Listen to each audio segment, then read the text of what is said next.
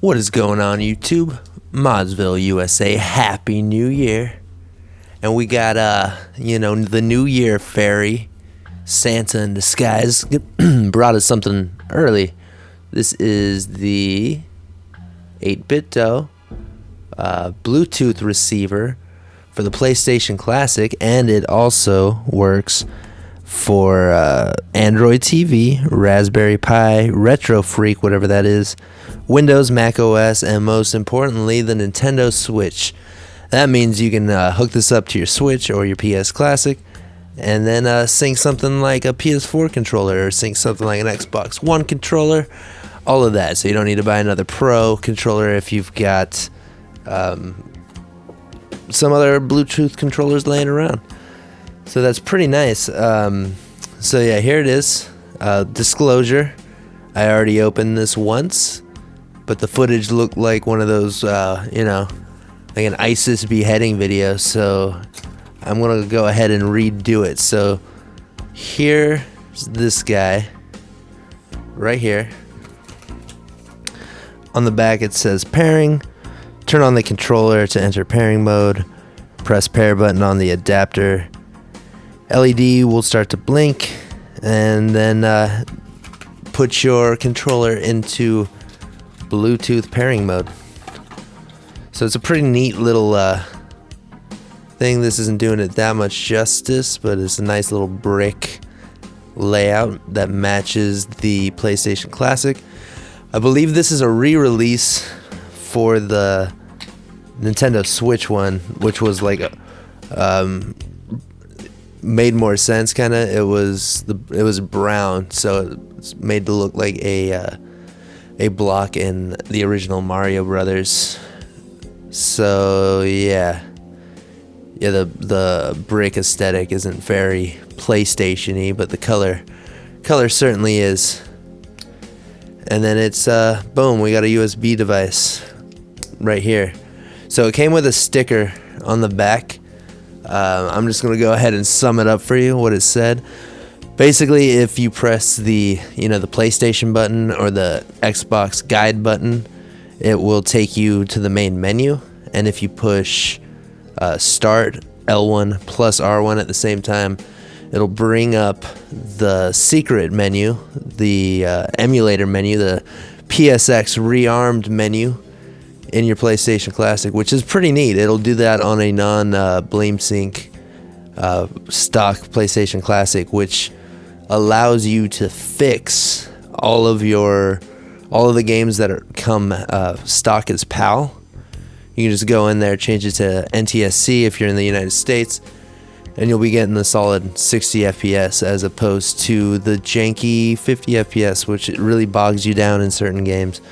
So yeah, let's get into the rest of the video. I'm gonna set this guy up, and we're gonna be testing it with a PS4 controller, an Xbox One controller, and the Nintendo Switch Pro controller. And yeah, it works for anything wirelessly. You're going to, or anything that's Bluetooth, and you're gonna need to dig up a bit of research if you want to sync a PS3 controller, because I think you need to go through some extra steps to do that. But anyway, let's get. Oh, and one more thing, we're gonna test it on the Switch. Yeah, we're gonna do that too. So let's get into it. Let's go do it. All right, guys, we're here on our PlayStation Classic. I got the 8bitdo hooked up as well as my flash drive, which obviously has RetroArch and Bleem Sync. So we're gonna start with the the Switch Pro controller. So I'm gonna hold this sync button here. Starts going.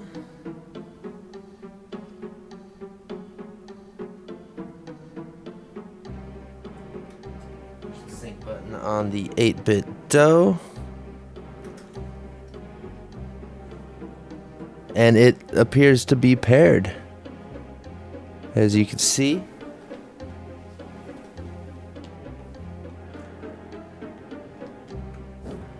All right. Here we are in RetroArch. Now, as you can see, I got all my playlists set up with thumbnails. Big thanks to Patton Plays. I'm going to link his video on how to set up playlists if you guys would like to do this on your PlayStation Classic. So let's get into a game, something a little twitchy, something with some good pace, just to test for latency. Because sometimes these guys do have a bit of latency. Okay, as you can see, RetroArch seems to be struggling a little bit with all this box art and information. A little laggy. What's gonna happen? Alright, Super Mario World Run. I said yes. There's Beetle. We're just gonna go 9x.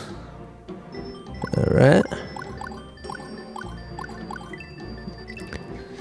Feels right in menus, but I guess we gotta get in the game to really find out.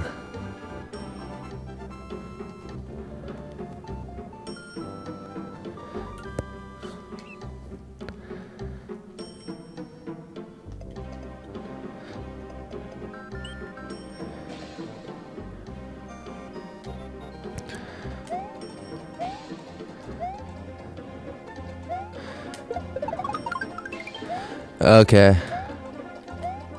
There's definitely a little bit of latency here.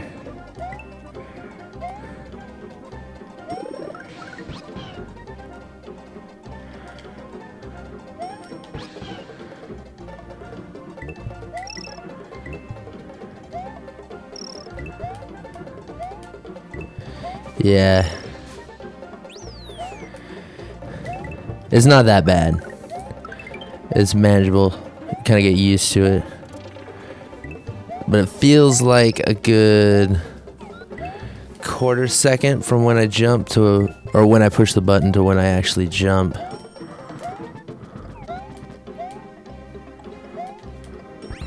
Okay. Okay. Well, it's definitely working. Let's see if it opens up in BlameSync.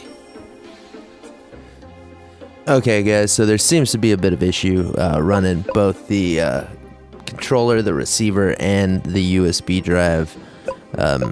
Either I'm doing a run scan right now. I'm scanning and repairing the drive on my computer, as you can see. Could have been because I shut down RetroArch so quickly or whatever, but I'm leaning more towards the PS Classic is just having an issue powering both the dongle and the flash drive at the same time, so be wary of that. I'm just going to be doing the rest of the test as the stock PS Classic, and a simple solution is a powered USB hub, which is kind of a drag because then that's one more thing to buy, and then it's quite a bit more room and another plug. So yeah, there's definitely gonna lose. It's not 8bitdo's fault. I know it's on Sony for making this thing not really easy to power, but yeah, so we're gonna keep testing like this. So we got this guy working. Let's test another controller. Okay, so I've got this Xbox One S controller. This is a Bluetooth one. So, it's got a little button at the top here, like a sync button, much like the OG 360 ones. Now it's flashing after holding that, so we're going to sync it.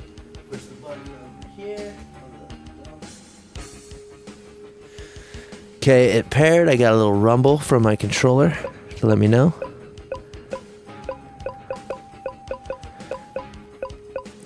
Now, I might be crazy, but this feels a little bit snappier already. Normal. This feels really snappy.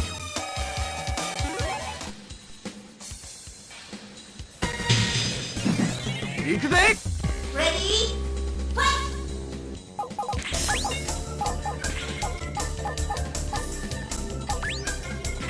Yeah, this feels good.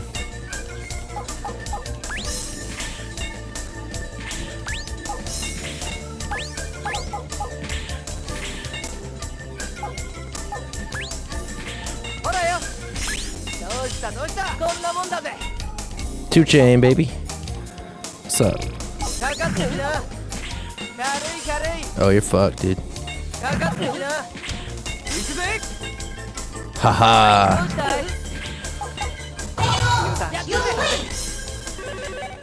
Okay. Now if we hit the Xbox home button, come back here. That's pretty good. Pretty good. Alright. He wants to delete? No. And there was some other... Okay, we got Rayman.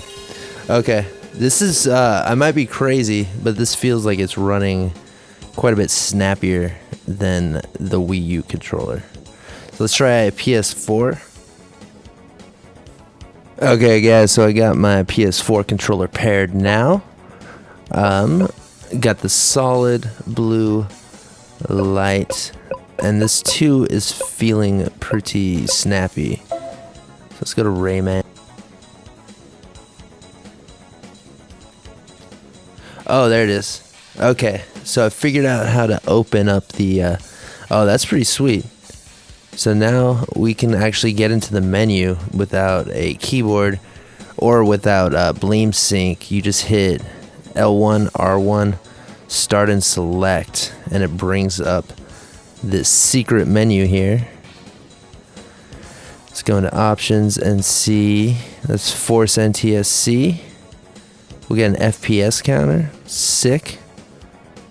BIOS, let's get the built-in BIOS. Okay. Very cool. Very cool. So yeah, L1 plus R1 plus start and select. Boom. Very cool.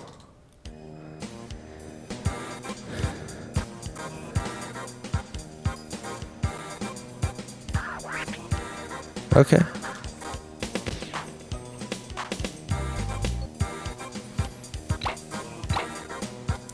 Well, that's all working. I like it.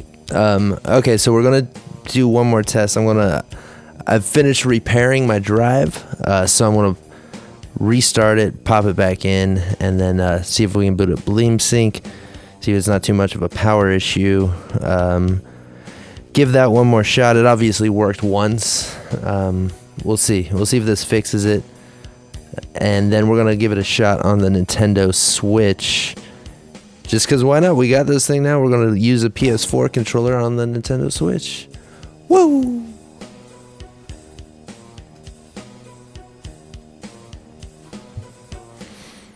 Okay. Well, we got it working. Yeah, this is definitely an issue. So if you boot up your console with a flash drive, or at least for me, maybe my Lexar is sucking up too much juice, but if you boot it up with the... Oh, thank you for the sub, whoever that was, by the way. If you boot it up with the dongle and the USB drive, it doesn't seem to function. Like, it kind of like makes this not work, and it doesn't bring up the boot menu. So the way I got around it was booting the console up with the USB drive only, and then once you get to the Bleem Sync and RetroArch screen, plug in the adapter, then wait for this to sync, and you're good. That kind of sucks. I'm sure if I had a powered USB hub, that would solve that. So I might be doing that in the future. Let me know if yours works together. It could just be my USB drive, but yeah, let me know. So so far this is a pretty damn good product, but it's got some more uses, so we're gonna give it a shot on the Nintendo Switch and see how that works out. Wow. So I just hooked up my turned on my Nintendo Switch, plugged it in. The PS4 controller was already synced to the 8bitdo. And yeah, it's working right away. Working quite well, might I add. So that means you can use Xbox One, PS3, all that jazz on these. Very cool. Very cool, Kanye. Very cool. Now, it's fucking disorienting. But switching over, now circle is X and X is circle. Kind of jacks me up really bad. The one thing that I know needs to be enabled is controllers and sensors. Pro controller wired communication needs to be on. So if that's not on, go ahead and use your Joy-Cons to turn it on, and then sync it. Without that, I don't believe this works. So this is cool in its own. As I'm most likely going to use this more on my Switch than I am, like, if I need, because I've got one Pro controller. So if I got a friend that wants to play, then yeah, hook up a PS4 controller to it. That's pretty sick. So yeah, all in all, whoa, I'm upside down, dude. Hey, there I am. So all in all, do I recommend this guy right here? It depends.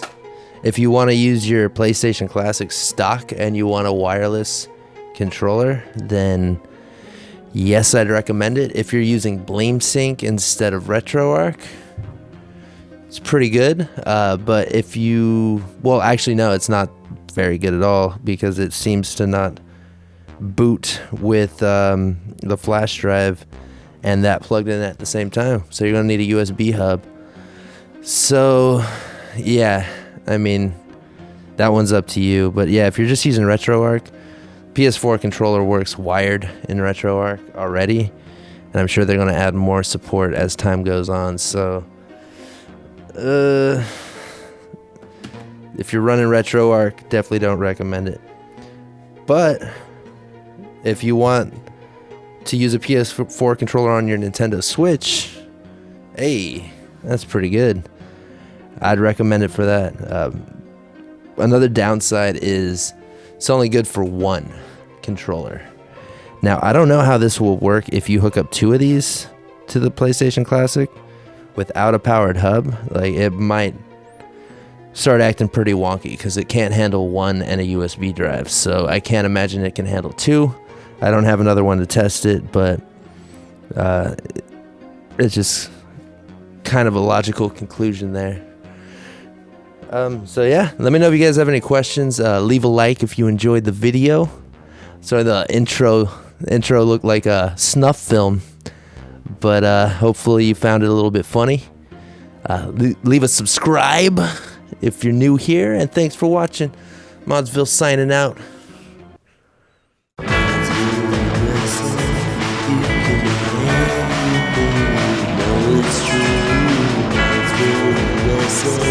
Don't let us back and say what to do.